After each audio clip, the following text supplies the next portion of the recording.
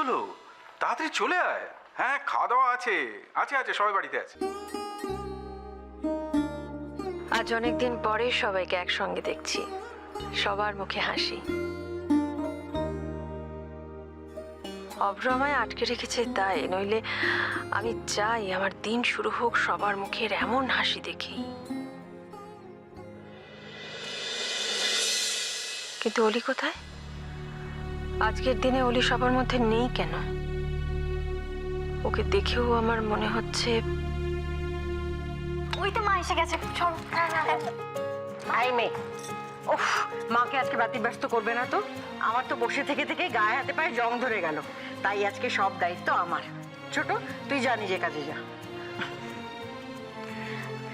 কিন্তু শোনো না, তুমি খুব ভালো সময় এসছো।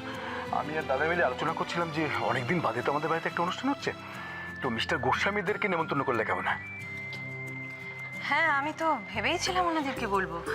বেশ, তো তোমরা যখন ভেবেছো তখন ফোন করে দাও আর গাড়ি পাঠিয়ে দাও। না, গাড়ি পাঠালে দয়ানন্দবাবু আবার একটু অস্বস্তি বোধ করতে পারেন। আচ্ছা ঠিক আছে, তুমি যখন বলছো আমি দেখছি।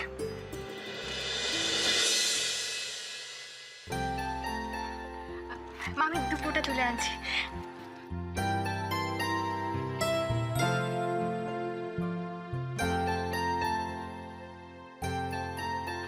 ইন্দিরা, মাকে দেখছি না।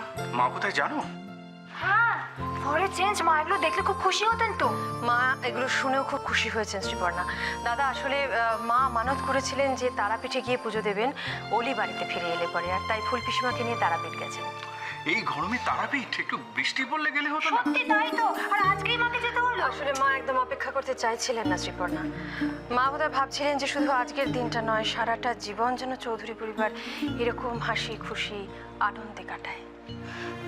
কিন্তু ইন্দিরা, তুই খান বয়স্কা মহিলা, অত দূর গেল, সঙ্গে ছেলে পিলেদের মধ্যে কেউ একটা সাথে গেলে হয়তো না? মহের সঙ্গে আছে মাধুদি, আর বিশু গেছে, কাজেই চিন্তার কোনো কারণ নেই।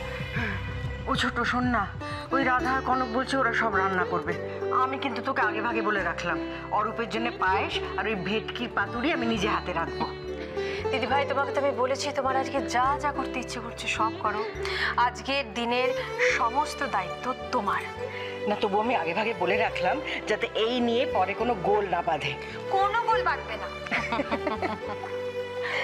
শোন না মাধু, আগে যখন এই পাড়ায় সব বাড়িতে জামাইরা আসতো, তখন ছোট্ট অলিকে কোলে নিয়ে আমি ভাবতাম কবে আমাদের বাড়িতে জামাই আসবে।